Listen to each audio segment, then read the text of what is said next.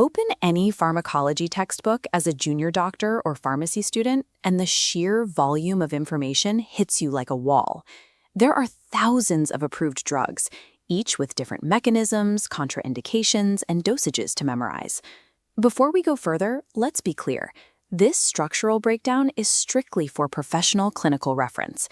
If you are watching this at home, do not use this to self-medicate. Back in the clinic, that textbook overload becomes a real problem. When you have a waiting room full of patients and only minutes per consult, mentally indexing every available option leads straight to prescribing paralysis. General practice mastery relies on deep, reflexive confidence in a core toolkit of about 50 essential medications. This quadrant chart maps out the daily reality of a primary care clinic. These 50 specific drugs effectively resolve 80% of the complaints that walk through the door. Most of your workflow lives right here, the high-frequency, low to moderate complexity zone. Instead of reading an alphabetical list, we're going to map these specific medications directly to the patient presentations you'll actually see in that zone. Organizing your toolkit by clinical scenario takes raw memorization and turns it into a practical mental flowchart, allowing you to make rapid, accurate decisions. The most common presentation in primary care is simple. A patient walks in with acute pain or a fever. Your baseline input here is paracetamol. At 500 to 650 milligrams, it provides reliable, mild symptom relief for general body aches and temperature reduction. But there is a ceiling to that utility. Paracetamol lacks the mechanism to address severe inflammatory responses or deep musculoskeletal pain. Looking at this decision flowchart for acute pain, localized swelling or arthritis requires secondary NSAIDs like ibuprofen or diclofenac. This escalation carries a high risk of gastric distress, requiring co-prescribed gastroprotectants to shield the stomach lining. Now, if the patient describes shooting or burning nerve pain, neither paracetamol nor NSAIDs will work. You need to switch to an entirely different pathway, utilizing targeted tools like gabapentin. Mastering pain management requires precisely matching the drug class to the physiological origin of the pain while proactively mitigating side effects. That need to shield the stomach brings us to gastrointestinal management, which is tightly intertwined with how we treat pain. For baseline acidity and GERD, you rely on proton pump inhibitors like pantoprazole or omeprazole to reduce stomach acid production. But timing is critical. These medications require an empty stomach to function properly, which means you have to give precise, practical instructions to the patient about their morning routine. This visual scale weighs nausea severity. Manage mild, generalized nausea with domperidone, but for severe, acute vomiting, you need something stronger, like ondansetron. Escalating to ondansetron means accepting a different risk profile. The practitioner must now monitor for specific neurological side effects.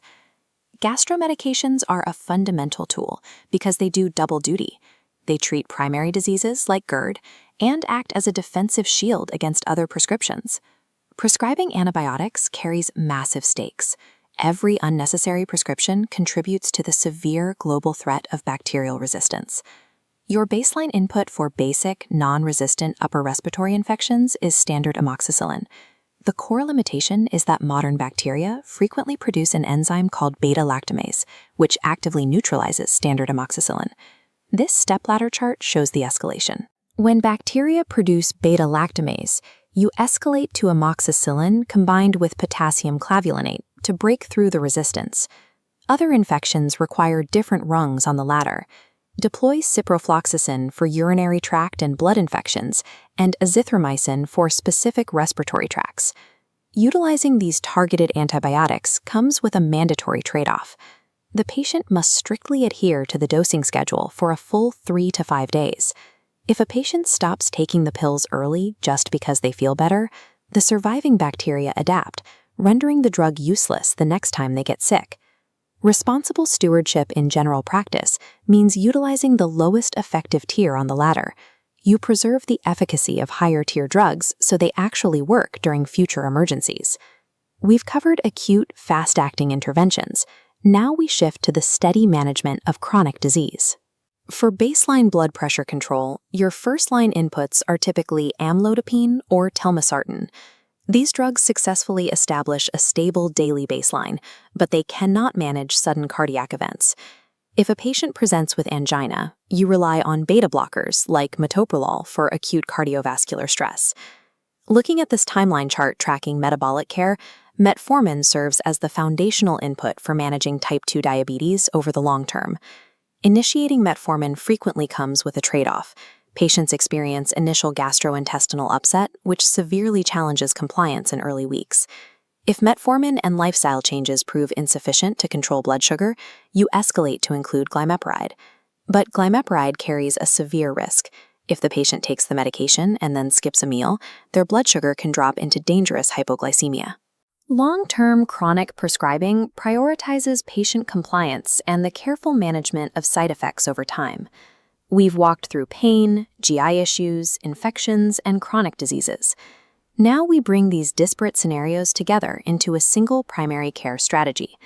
High-volume clinical success depends on the flawless execution of these reliable core protocols. This scorecard chart categorizes all 50 essential drugs into distinct functional pillars: daily essentials, acute interventions, and chronic maintenance. For first-year doctors handling overwhelming patient volumes, this specific baseline acts as the ultimate safety net. But you must recognize the clinical limit. If a patient's presentation fails to respond to these first-line treatments within 3 to 5 days, a specialist referral is mandatory. And again, if you are not a medical professional, never use this professional heuristic to self-diagnose or treat complex ailments. Mastering these 50 medications provides the cognitive bandwidth required to focus on the 20% of cases demanding deep diagnostic work.